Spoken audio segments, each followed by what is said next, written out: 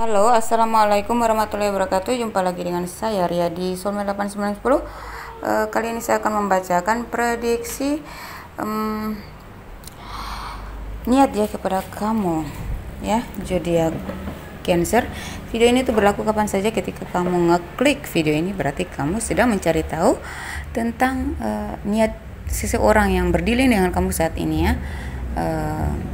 Dan ini tuh bersifat umum, ya, pembacaan secara umum, jadi bisa resonate di kamu, bisa aja resonate-nya di Cancer yang lain, ya, vice versa, ya. Juga mungkin yang saya bacakan, saya masuk ke dalam problem kalian ini mungkin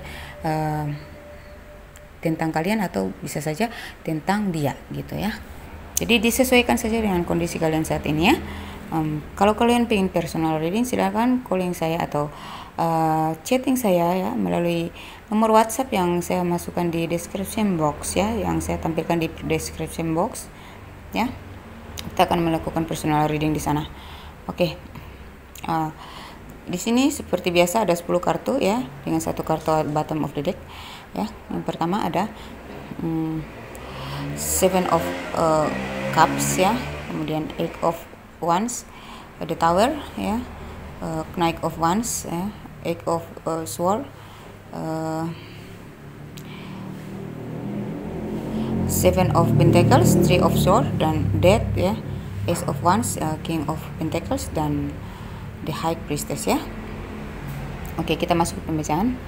Di sini saya melihat dia tuh saat ini tuh sedang bingung mikirin gimana caranya bisa mencapai sisi finansial, ya, untuk membangun hidup dengan kamu, ya.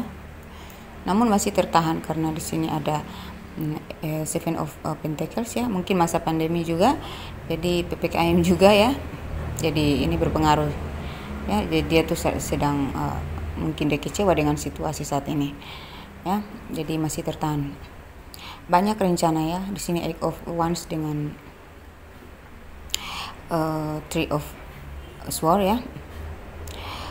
Banyak rencana, ya, yang ingin dia bicarakan dengan kamu, ingin dia komunikasikan dengan kamu, ya. Namun beberapa dari kalian mungkin mengalami situasi konflik. Mungkin ada pihak ketiga yang menghancurkan rencana atau komitmen kalian saat ini. Ada salah satu dari kalian mungkin ada yang mengadakan pihak ketiga, ya, atau memang ada pihak ketiga itu bisa saja problem kecil kalian yang belum terselesaikan yang memicu pertengkaran lainnya, ya, atau bisa saja keluarga dia, ya, keluarga kamu yang tidak merestui, atau teman kalian, atau ada hubungan dekat antara kamu dengan sahabat dia, atau dia punya hubungan spesial dengan sahabat kamu atau sahabat dia, ya. Ini tuh memicu hubungan kalian sehingga ada yang break di sini, ya, putus nyambung. Tapi harapannya tuh besar kepada kamu, ya. Kemudian The Tower dengan Death, ya. Ya, mungkin setelah kalian break ini dia merasa sangat terpuruk, ya. Dia sangat terpuruk. Namun ini ya, salah satu di antara kalian tuh merasa sangat jatuh, gitu, ya. Putus harapan dari hubungan ini, ya, karena mungkin ada pihak ketiga yang menghancurkan hubungan kalian, atau tidak direstui, atau kepesimisan, ya. Ini memicu pertengkaran dan beberapa dari kalian mungkin sudah mengatakan ingin bercerai lah, putus lah, apalah, segala macam kalian keluarkan kata-kata itu. Tapi setelah kalian mulai masuk ke tahap ini, ya, ke fase ini, the tower moment, the tower moment, ya, kalian mungkin berusaha untuk healing, ya. Karena apa? Berusaha menyembuhkan diri untuk bisa bangkit kembali, optimis kembali, ya. Ya. Jadi di sini karena kita sandingkan dengan Death, ya, kartu Death berarti kalian tuh perlu bertransformasi, ya. Mungkin dia pingin kamu pun berubah, ya. Dia juga berubah, gitu. Karena breaknya hubungan ini tuh membuat kalian sama-sama tersakiti, merasa terkorbankan gitu, sudah berkorban gitu, sudah menjadi korban gitu. Kamu merasa begitu, dia pun merasa begitu, merasa jadi korban gitu dalam hubungan ini ya, sebagai korban gitu, the victim. Kemudian dari problem yang kalian hadapi saat ini ya, membuat dia tuh kembali berpikir menjadi gimana ya, karena keterpurukannya ini dia merasa ada yang perlu harus dirubah gitu, ada kesadaran dalam diri dia terbangkit spiritual dia untuk menyadari semua kesalahan, mengoreksi ya, ya seperti karena sudah terlalu dalam ya hatinya kepada kamu, sudah terlalu sakit juga perpisahan ini ya, sulit untuk melepaskan. Jadi dia ingin bangkit kembali, atau dia ingin berubah ya, dan ingin datang ke kamu dengan dirinya yang baru, yang sudah berubah ya, berubah total. Jadi ini tuh kartu ini tuh menyarankan kalian untuk berubah secara besar-besaran. Kamu pun berubah, dia pun harus dia berubah, tapi kamu juga harus berubah. Kalau kalian kompak untuk sama-sama merubah sikap kalian di masa lalu ya, yang sudah lewat, saya rasa hubungan ini masih bisa diperjuangkan kembali ya. Tapi kalau kalian merasa sudah sering ya, saya melihat di sini ada salah satu yang sering melakukan hubungan tersembunyi di sini ya, sering mengadakan pihak ketiga gitu, atau membiarkan pihak ketiga masuk gitu aja dalam hubungan kalian, dan ini sudah berkali-kali. Ini yang membuat kamu tuh sudah putus asa ya, atau dia yang ini vice versa ya, merasa putus asa dan sudah tidak ingin lagi mengulangi kisah ini gitu. Jadi tergantung kamunya ya, kalau masih cinta, masih butuh ya, masih pingin, ya sudah, berarti kalian harus transformasi ya, bertanya kepada Tuhan Yang Maha Esa ya, mungkin mendekatkan diri kepada Tuhan. Kalau kalian merasa benar-benar galau dan buntu, silahkan kalian boleh melakukan amal-amal ibadah selain beribadah, menghadap kepada Ilahi dan meminta petunjuk ya, bertaubat dan lain sebagainya. Kalian boleh melakukan hal-hal baik, hal-hal positif yang bisa menghibur hati kalian, yang mungkin saja bisa membangkitkan gairah hidup kalian atau memberikan semangat baru kepada diri kalian, mungkin dengan bersedekah ya, bersedekah, memberikan sesuatu dari milik kalian dengan ikhlas kepada orang lain. Disitulah kalian akan mendapatkan kesenangan, dan mungkin saja dari situ kalian akan mendapatkan pencerahan. Paham kan? Jadi kadang tuh kalau kita buntu ya, lebih baik kita melakukan hal yang positif ya. Di situ nanti secara otomatis ya, jiwa positif kita itu terupload lagi gitu, terrefresh gitu kembali ya. Jadi dari situlah kita akan mendapatkan inspirasi atau motivasi baru gitu ya. Cobalah mengalihkan pandangan kalian ke hal-hal lain dulu. Dari sana kalian akan mendapatkan informasi baru yang melalui intuisi kalian ya, mungkin pencerahan-pencerahan ya. Kalau kalian yang sudah berumah tangga, mungkin dengan bersedekah kalian memberikan berbagi rezeki kepada anak yatim. Di situ kalian akan melihat, ini contoh ya, bagaimana ya kalau kita bercerai, bagaimana nasib anak-anak kita. Coba kalian bisa lihat anak-anak yatim itu bagaimana perasaan mereka tanpa orang tua. Jadi kalau kalian yang sudah berumah tangga terus kalian ingin berpisah atau bercerai ya, lebih baik kalian pergi ke tempat anak-anak yatim, kalian membagikan sedikit rezeki. Di sana baru kalian akan melihat sesuatu akan kalian rasakan di sana yang membuat pikiran kalian itu akan termotivasi atau terrefresh kembali ya, menjadi mungkin akan ada pencerahan pastinya seperti itu ya. memberikan dengan ikhlas ya, kemudian diiringi dengan permintaan kepada Tuhan ya, ya Tuhan, saya ikhlas membagikan ini ya. Saya berharap semoga Engkau membalasnya dengan kebaikan dalam rumah tangga saya, kebahagiaan dalam hubungan saya ya. Kalau kalian masih pacaran, semoga Engkau memberikan solusi atau pencerahan kepada saya ya. Mungkin apakah hubungan ini masih bisa dipertahankan atau tidak ya. Tanyakan semuanya kepada Tuhan ya. Ketika kamu memberi sedekah, ucapkan unek-unek kamu di dalam hati ya, kemudian ikhlaskan apa yang kamu berikan, meminta dan pasrah, kemudian lupakan ya. Di situ nanti satu saat nanti ya, cepat atau lambat Tuhan akan mencari kamu atas doa-doa kamu itu. Tuhan akan mencari kamu walaupun kamu sudah melupakan doa kamu tadi ya. Ketika kamu bersedekah, berkali-kali bersedekah dengan niat yang sama atau dengan niat baik apapun, dengan meminta berbagai permintaan yang menjadi beban di hati kalian itu, keinginan di hati kalian itu, ketika kalian bersedekah kalian langsung ucapkan unek-unek kalian, keinginan kalian di dalam hati, berkata kepada Tuhan ya. Karena Tuhan itu maha mendengar dan tidak melupakan. Jadi ketika kamu memberikan sesuatu kepada orang-orang atau anak yatim, orang-orang yang terlantar ya, orang-orang yang membutuhkan, kamu iringi dengan doa, permintaan kepada Tuhan ya. Jadi berikan ikhlasan, berikan apa yang dari milikmu dengan ikhlas ya. Kemudian meminta sesuatu diiringi dengan permintaan kepada Tuhan ya, atas unek-unek kamu. Kemudian pasrahkan dan lupakan. Karena setelah kamu melupakan itu semua ya, setelah kamu mengikhlaskan, setelah kamu memasrahkan, setelah kamu melupakan, Tuhan tidak melupakan kamu. Tuhan tidak melupakan sekecil apapun ucapan dan permintaan kamu, keluhan kamu. Tuhan tidak pernah melupakan.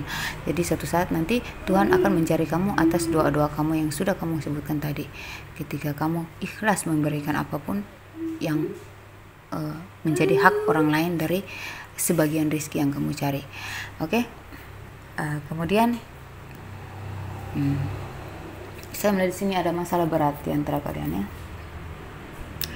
Dia punya keinginan untuk berubah ya.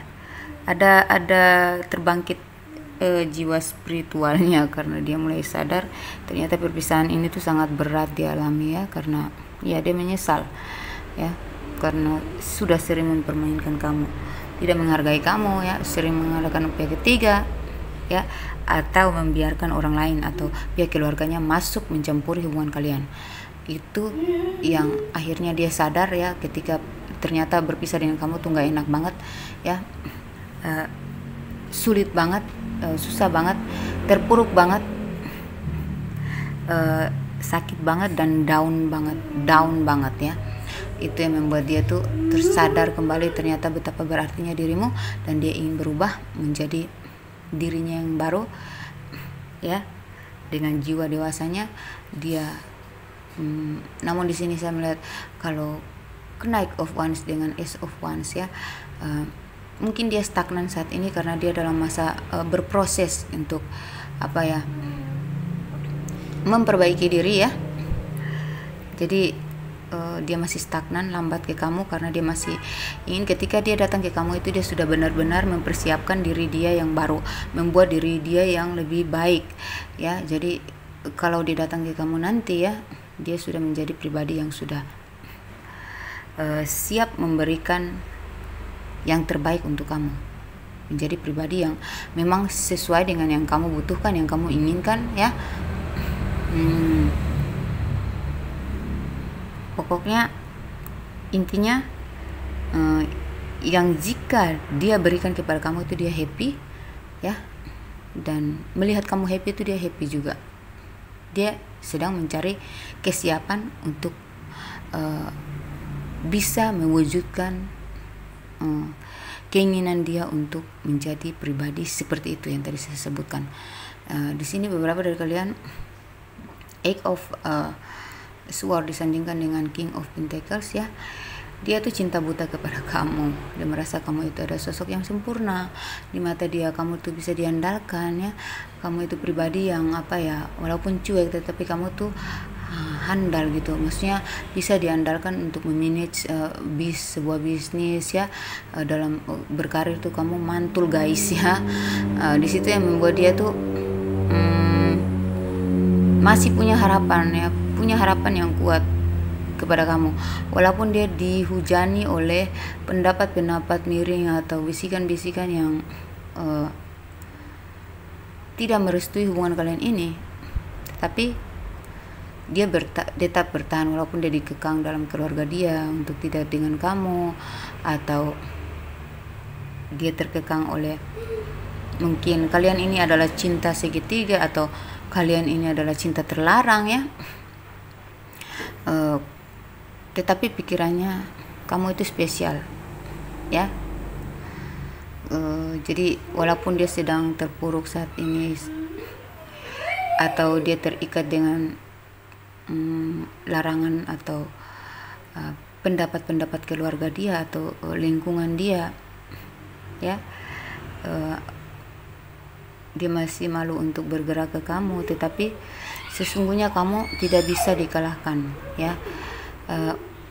Pokoknya kamu itu yang selalu yang paling dia hargai, yang paling dia cintai, yang paling dia anggap dalam hidup ini ya, di antara sosok kepribadian pasangan-pasangan yang sebelumnya atau orang ketiga lainnya